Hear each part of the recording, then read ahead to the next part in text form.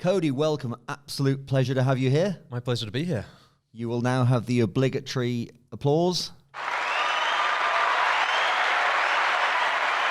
That was good. That was a long one, yeah. Standing ovation. Good things to come. Hey, look, we've got really good conversation set up today, I think. We've been preparing a little bit this week. And this is really part of a series of exploring individuals working at Endeavour Group.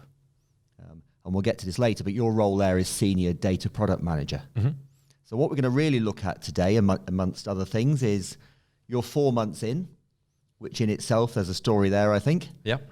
Which we'll get to, and we'll explore your transition from the world of data consultancy for a number of years into Endeavour Group, and also try to get an understanding. You're really, I think, a leader sitting at that cross-section of data and product. Right. And sitting within a very significant data-led transformation. So loads to explore. We'll get into all of that in a moment. Nice. First of all, got to find out who the Cody is outside of work. Outside of work, yeah. Well, I'm actually, I didn't tell you this, I'm about to move to Melbourne in a couple of weeks. Fantastic. So, yeah, so that's something to look forward to for me. Fantastic. But yeah, so I'm going to have to kind of put the roots down in Melbourne, so to speak. Yeah, so, right. So the goal is down there to start doing that. I'm going via Queenstown, so I'm doing a bit of skiing, snowboarding on the way. So awesome. Yeah. So that's something I enjoy, snowboarding. Yep. I got my mountain bike finally from the US. Took nearly a year for that to arrive, but that's looking very dilapidated and unloved. But fantastic. I'll get that up and running. So yeah, those two things, and then Can I say something? Slightly interrupt and say something that amused me here. Okay. So I was reading. You sent me your sort of these bullet points. So I've got snowboarding, mountain biking, and then something like tackling the flugelhorn. So I figured you were a climber as well. I thought, that's bloody good. Nowhere near. No. I do not like climbing, actually. My body's not built for it. So, no, the flugelhorn is well, you probably know now, is a kind of trumpet. So it's built for jazz ballads. Yeah, right. Okay. Yes. So that was a COVID purchase of mine. Good. So we'll look forward to hearing you in a sort of smoky little jazz club in Melbourne. I'll come back to this recording studio and we'll record a song or two. Fantastic. Yes. Good stuff. However, we're here to talk about work as well, the wonderful world of work. Yep. So let's start at the beginning. Let's start at get a sense of your career path prior to Endeavour, because I think you're in a very, very particular world of consulting and data consulting. Yeah, so I graduated in the recession of 2000. Well, it was a little after 2008. But so I took the first job I could get, which was a data consulting role, and that wasn't really something I was aspiring, hadn't planned to do. But what did you study? I studied commerce, but I did marketing and management. So it wasn't really in the numbers. Okay. I come from a family of accountants. Everybody else in my family did accounting. Yeah, but, right. I watched all of them and took that as a lesson not to do accounting. Good on you. Yeah. So I joined this company and it was a really great learning ground. I kind of describe it now internally at Endeavour as a mix of customer success and data analytics. So it's kind of those two things. Yeah, okay. With a touch of sales and a touch of bits and pieces. So it's kind of like this very hybrid role of many different things. But yeah, learned a lot there. Mostly it was retail, but it was also the crux of it was shopper analytics. So not just kind of sales transaction data, but also understanding the shopper. So I was there for three and a half years, and then I joined my previous company. I was there for 8.5 years. Okay. And the first half of that was really just doing the same thing that I was doing at the previous place. And I helped set up that part of the business, and that was really fun. It was chaotic and messy and nothing existed. We had to put everything together, and I just kind of loved that. And then it got to a point of being a bit mature, and I got a little bit bored with that. So an opportunity came up to go to the US with them and work on a client over there. So I did that. And that was really where I got into product. So I kind of did product management, my first project there, but it was not an agile. So I don't know, can you call it product management if it's not agile? I mean, you can, but I'm sure maybe back then, but many people call it blasphemous now, I think. Yeah. So I was rolling out a inventory management solution there, and then or optimization.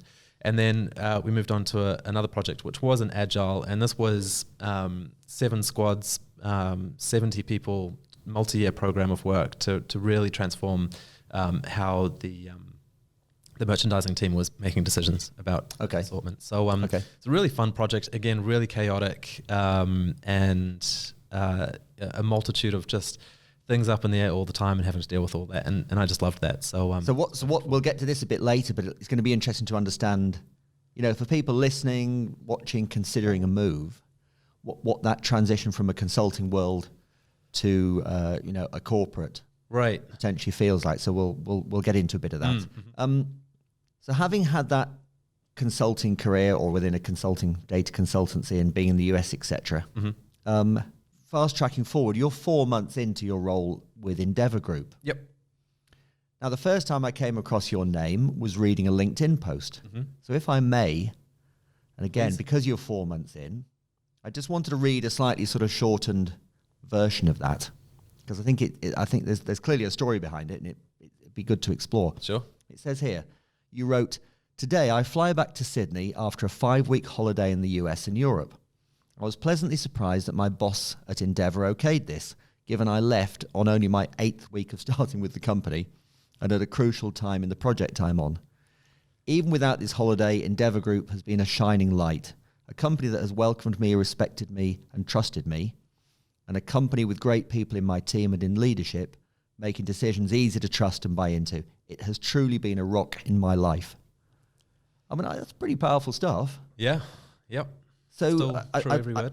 I would love to bring the story to life behind that. Yeah. Well, I was kind of wrapping up my time in the US because we lost the client basically. So we wrapped up that piece of work, and I stepped out of that and was doing business development, which isn't really my job. So not my experience. So I was kind of finding my way in business development, and it was really the brand didn't exist over there, so it was a very difficult task.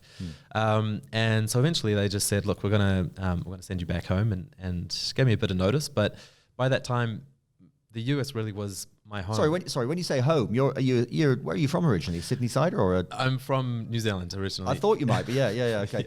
A little bit complex, but from New Zealand. Australia's also my home, and US feels like home. So we're going to send you nearly back home. Yes, exactly. So yes, they were going to send me back to Australia, and that was just really tough to deal with. I mean, I knew it was coming. I had a long time to prepare for it. I had a year. And still, when I came back, it was harder than I was expecting, and it was a rough time.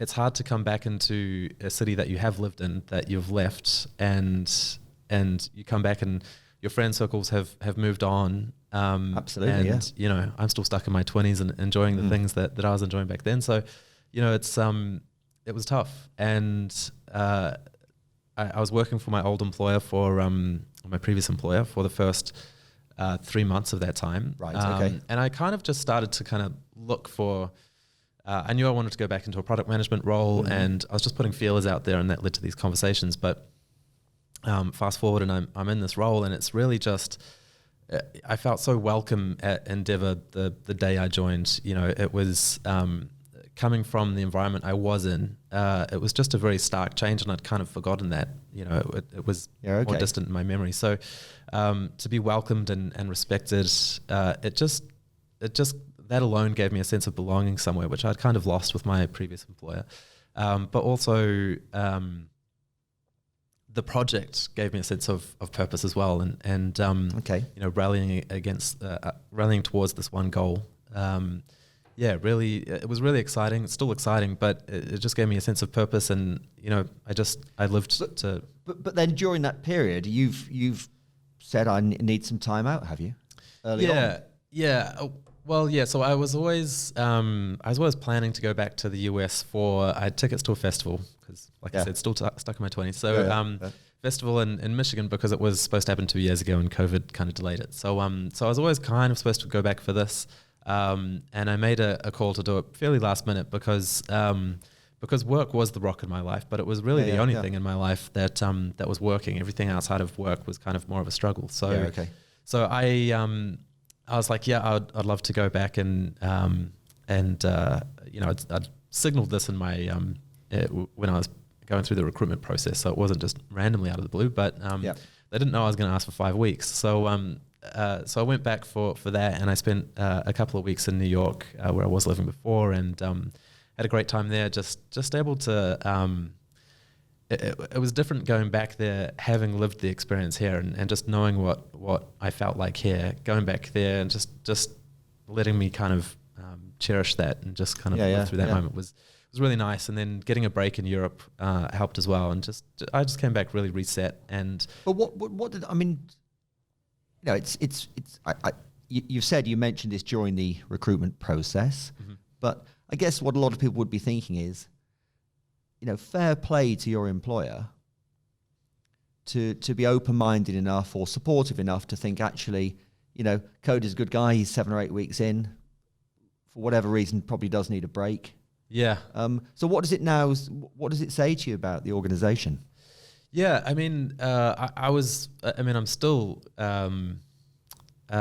impressed that they were comfortable with me doing this, because the other part I didn't mention was in the middle of that time was when the project that I'm product manager on, it kicked off in that time. So there was a lot of work leading up to that. There's a lot of work during that process, and I was kind of I worked a little bit from over there, but but not the whole time. So people stepped in and supported that, and honestly, with nobody kind of saying or complaining or even just a word of I think that's phenomenal. Yeah. Good stuff. Now, on a sort of a similar theme, I wanted to try and get a bit of an understanding of there's sometimes a disconnect between somebody's perhaps perception of somewhere prior to joining and then subsequently joining.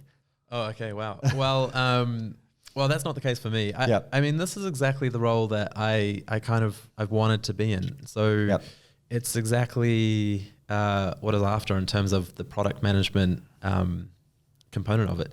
I mean, like I say, culture already beat my expectations. The people were as good. I mean, the product managers that I work with were probably the first people that I started working with. Great crew there. Yep. I think so everything kind of, all the good stuff that I was expecting is all there. Yep.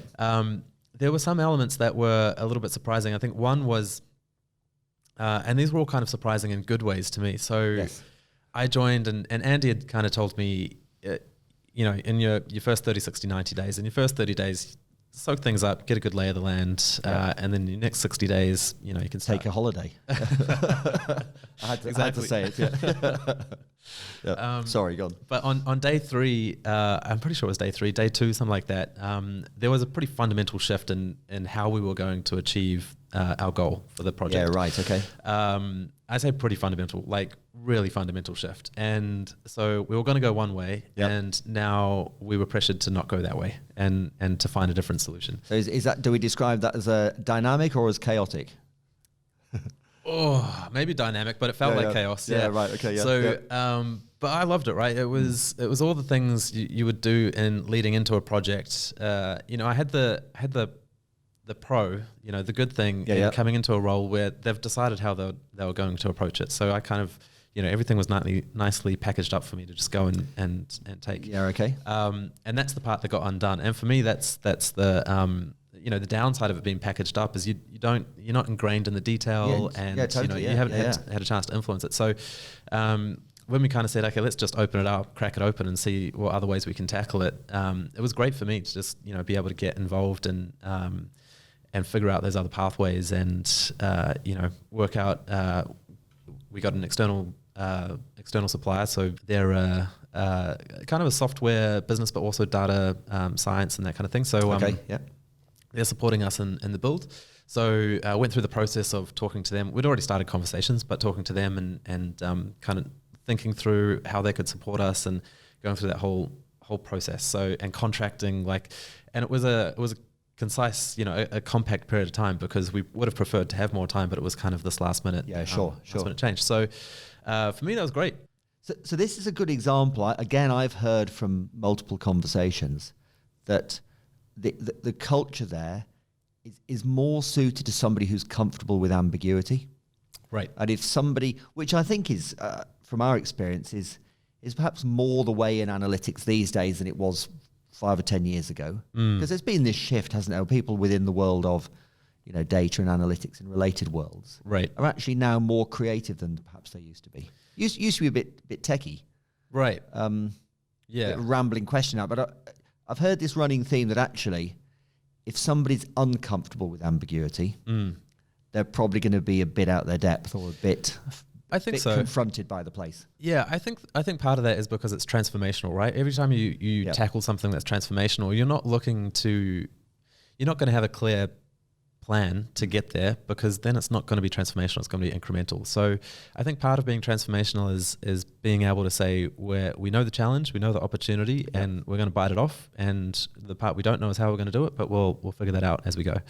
It really does feel like we're building the plane as we fly it, which is an analogy that I hate because it's overused, but it does feel like but that. It kind of works. Exactly. So I think it's the other side of that, I think, though, is that my job is I see it as my job is to take a lot of that chaos and kind of digest it and spit it out as organized, kind of an organized plan. Yes. So hopefully... You nearly said organized chaos, an organized plan, Yeah, so, maybe you'll talk to others and you'll hear how good or how bad I'm doing that. But I don't think everybody has to be comfortable with the same level of ambiguity.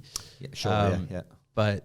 yeah, I think you have to be comfortable with the fact that, this is what we're going to tackle this week, and we kind of have a vague idea of what we're doing in the next couple of months, and we kind of have a very vague idea of how we're going to, get across the next 6 months. I get the impression that the sort of the broader organisation or leadership are also very trusting, in the sense that there's, in the simplest terms, in layman's terms, there's an idea. Impossible to know how that will ultimately play out, but there's a sense there's sufficient scale there and sufficient open-mindedness to say, well, the best thing we can do is to try it, and then we'll know. I think so. There's definitely that trust and that buy-in from leadership, for sure. I think part of that, though, is that we want to do as much as we can to deliver value early, even if it's, we're going to deliver this much value at the end, but we're going to deliver this month this month.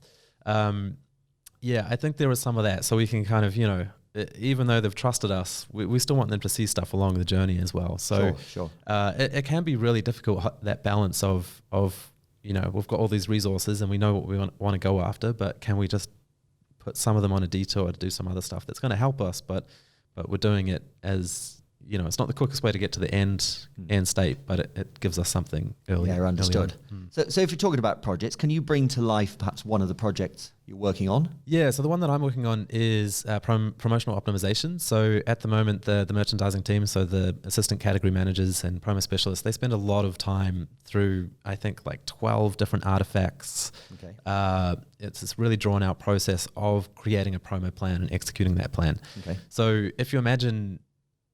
So that's a legacy. That's the current state of process. Yeah. Yeah. Okay. I mean, I think if you talk to any retailer around the world, there's going to be legacy systems, like a hodgepodge stuck together kind of thing that users have to interact with all these different systems to get one output. Yeah. I've seen that in at least 2 other retailers. And that's no different for Endeavour, right? So they have all these systems, and it takes a long time. And even if it was one system, the amount of promotional data points there are, and the different combinations of a promotional plan that you could execute in store, with the depth, the type of mechanic, the type of display support, the product that goes on promotion, all those kind of things. It's impossible for a human to kind of digest all that information and spit out something that's optimized. So there's 2 things that we're doing in this promo optimization project. One is integrating all those touch points into one user interface. So it will take out all of that kind of manual wading through all the different systems and artifacts, and just bring that together into one place. And we're actually as we speak, we're demoing the first iteration of that to some end users right now. So nice. Okay. Getting some feedback. So it's really exciting. I think that we're in week 5 of the project, and we've spent 4 weeks just having a lot of conversations with end users to understand what the process is. And this week is when we're kind of presenting it back and and hopefully getting people excited about what that might look like. So that's one piece. So even if we've delivered that without the automation, without the intelligence, right? That's a big saving for ACMs and promo specialists because it just takes a lot of the manual effort, which is there's no value add anywhere. They don't enjoy doing it, and the business doesn't like them spending time on it. So, so that's one piece, and then the other piece is the intelligence. So we're creating an optimization engine. So that's something that's going to absorb all the data points and spit out a promo plan that's going to be the best plan for the ACM to execute. And it's not something that's going to, I think some people picture like a one button, like push this and then it's done. It's more of something that's going to interact with ACMs and promo specialists so that they can plug in their kind of parameters and strategies and that kind of thing and play with different scenarios. But the advantage will be they could, if they wanted to, turn the whole thing up on its head, they could do that. Or if they just want to limit it to 20% of promotions, they could do that, and they can toy with it and be comfortable with it. But is that again, in my layman's terms, is that kind of the intersection of AI, machine learning plus a human? Yes, yeah, definitely. Essentially, yeah, 100%. Which seems to be the most powerful way. I'm a slight skeptic of organisations who solely lean on AI, and there's always a human involved making. You have to, yeah. I mean, valid judgments or whatever. Yeah, you can't plug everything into the AI system. I mean, it's impossible. So to me, that sort of project, I mean, clearly that has the potential for massive upside gains. Yeah, definitely. Whether they be qualitative, quantitative, etc. And quite a short time scale. Yeah, I mean, I think in 1 year we will have the first combined user interface plus the intelligence tool up and running. Yep. And that will be for BWS. Okay. Dan's is probably going to be something that follows later on. Okay. Because it's it's our own beast that we need to customize for. Yeah. So that is a pretty quick time frame, right? Like 1 year to build that end to end. We've got a pretty sizable team behind it. So from Complexica, we have, I'm going to say, about 10 people from their side. Okay. From our side, we're still building up the team, right? So internally at the moment, including myself, there's 6 people in the team. We need to grow that to 15, 16 people. So there's a lot of growth that we need to do and grow the team out. But yeah, by the end of it, in 1 year, we will be having a really significant impact on bottom line, right? Like our business case doesn't even take into consideration the amount of time savings that ACMs and promo specialists are going to save, because they're going to reinvest that time into different strategies and that kind of thing. So it's not like we're going to chop the time off and it goes, we save that money. So it kind of makes sense not to put it in the business case, but the business case is solely the millions and millions, like a really, really substantial uplift number. So that project, so thanks for describing that. I think it helps people to just hear a real world example of what you're working on. That to me, it strikes me as obviously a pretty analytical project. Your role is senior data product manager. But I think my question is, how does that differ in the retail world you're now in compared to example for, software products? Right. Yeah. I mean, I think there are some differences from my perspective. I've never been a product manager for a software product, but from what I understand, what I can observe, I think there's a few things. The first thing is everything we build is dependent on the data, right? If the data is clean and populated and reliable, then we've got good output. But if it's not, then it's a fundamental problem. So we have to spend a chunk of time doing data checks and data cleansing and actually setting up the pipeline, the end-to-end pipeline. So the beginning of that might be that even though these tables exist in the business somewhere, we're gonna put them in a different format and different structure that's going to let our product run in an efficient way. So that takes a lot of time to put that together, which I don't think you'd have that on the software development side. It's just a large probably not to the same degree. I just think the flow of information or data from retail is just phenomenal, isn't it? Yeah, definitely. I mean, the engineering component of actually integrating different points through that pipeline is something else as well, which probably exists to some degree with software as well. So that's definitely one. And then I think generally there's just longer development times. So I don't expect the squad to always be presenting at our every sprint showcase, because there might be something that we work on that actually there's no smaller and my delivery lead is not going to appreciate me saying this, but there's no smaller increment than 3 weeks, for example. So, right, I see, okay. or your stories are within 2 weeks, but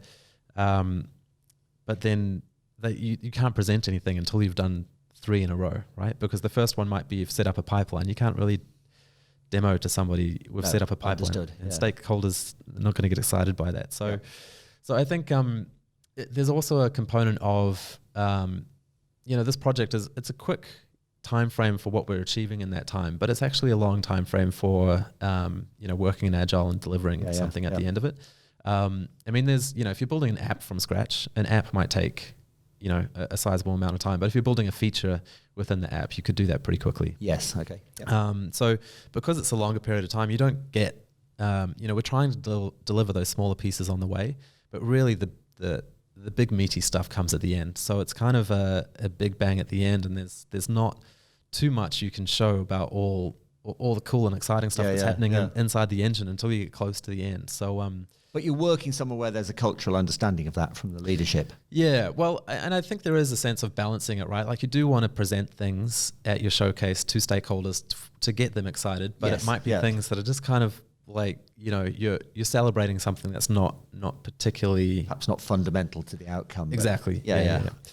But you're right, it's smart to demonstrate some wins along the way. Yeah, so. Yes, for sure. And I think the other component is, data literacy. So stakeholders are not going to be... in some showcases, you're just going to put up some code and you're going to run it and you're going to show that you can get a result back in 0.15 seconds, right? Like, I suppose you could show that to a stakeholder. They'll know that. But seeing code on screen in general, it's not a, if you're going to talk about how you've optimized a chunk of that code and it used to be this many lines and now it's this many lines, stakeholders not going to get excited about that. Understood.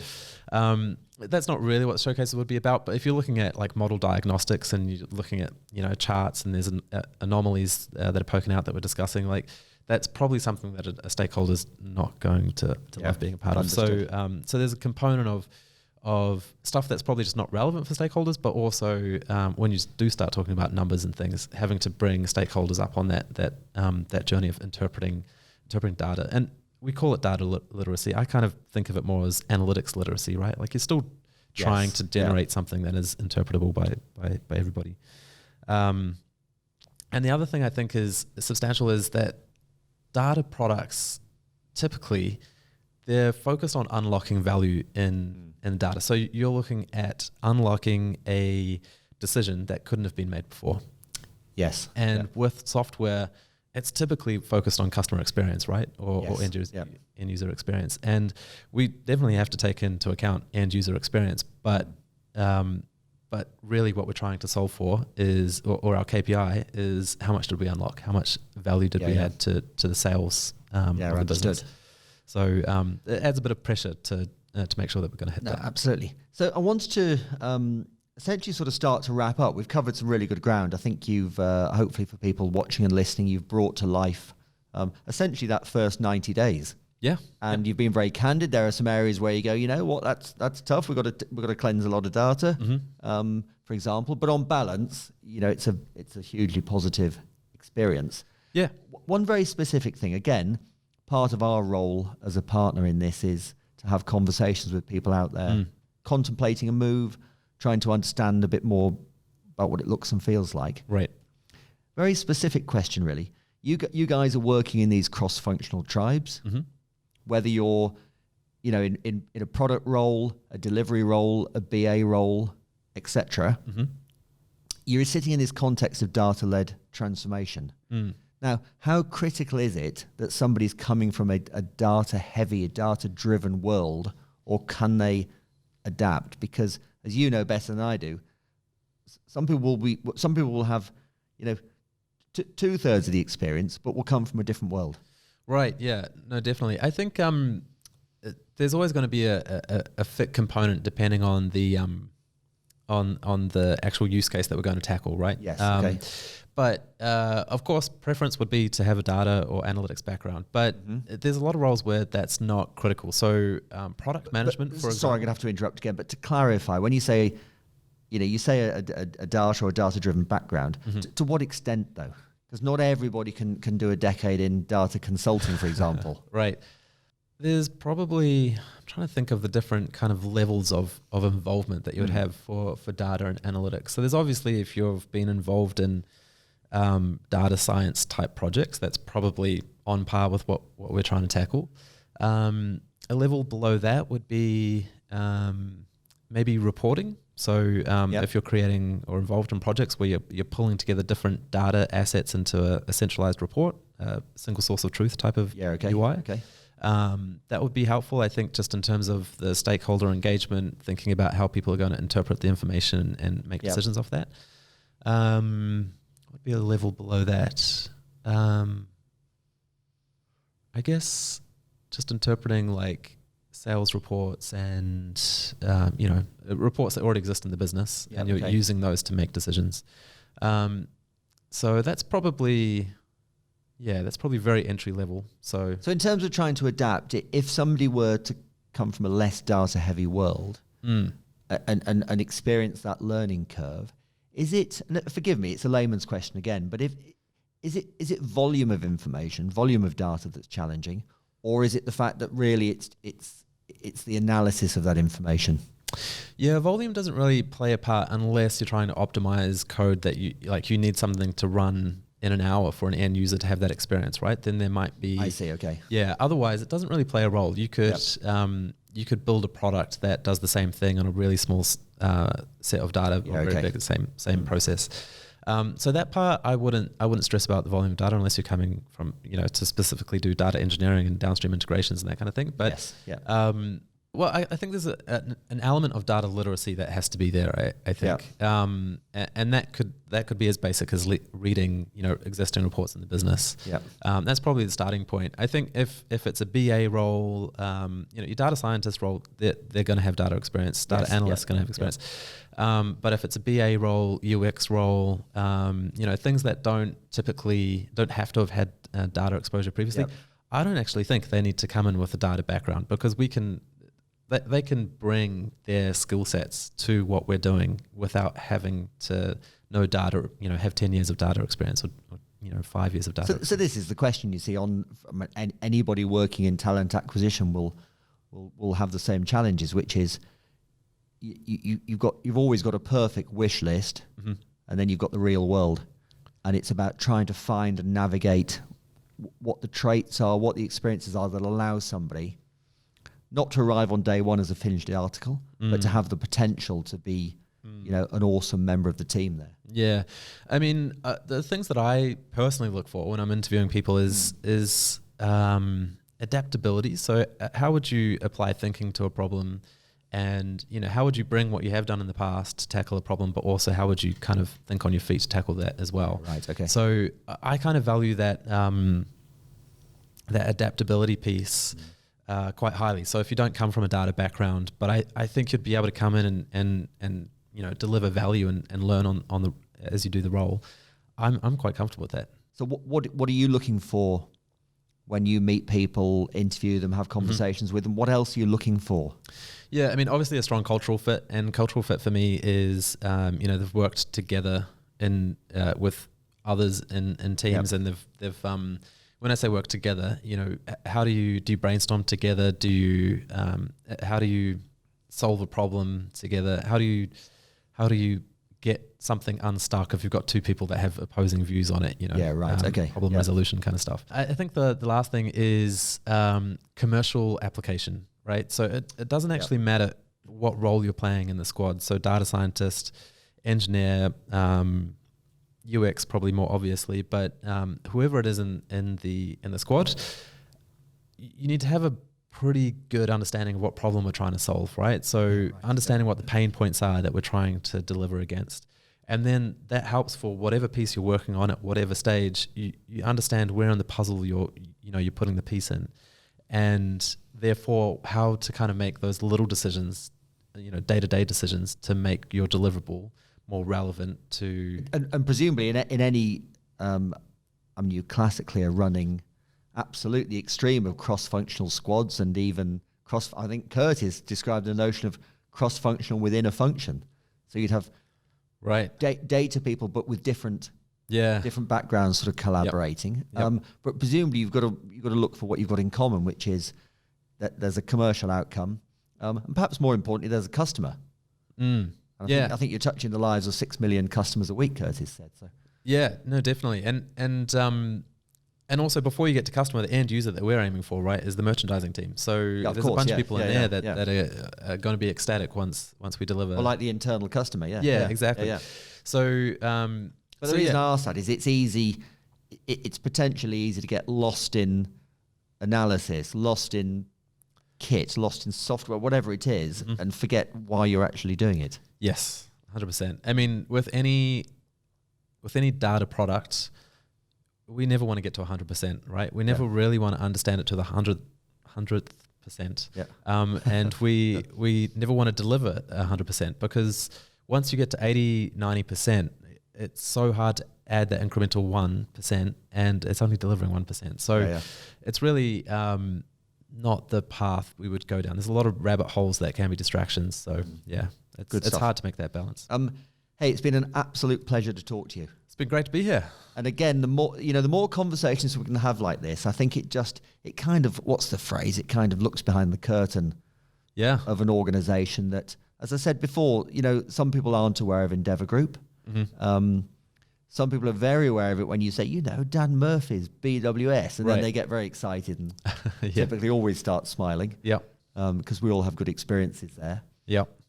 But then, what are people's touch points with an organization? They see press reports and they have a sense of the place from their own experience. But to hear somebody, whether you're 2 years in or 90 days in, etc., and just talk about their work authentically, I think is fantastic. So I really appreciate it on behalf of anyone listening or watching. I appreciate being here. It's been fun talking, and also I'll plug again the people that are watching this video. I mean, it's been really exciting, and I'm sure any area of Endeavour will be a great experience. But data-led transformation, we're still in growth. We've got a lot of roles to fill. So I can't speak highly enough of how fun it is to be in that team, and what big challenges we're gonna solve together. So fantastic. Come join us. Thank you very much. Thank you. Cheers, Cody. Thank you. Bye.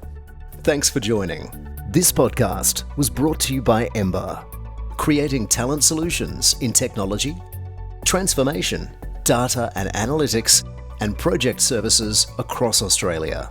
If you enjoyed the conversation, don't forget to leave a comment, subscribe and share. If you'd like to get in touch with the Ember team, simply send an email, visit the website, or connect on LinkedIn.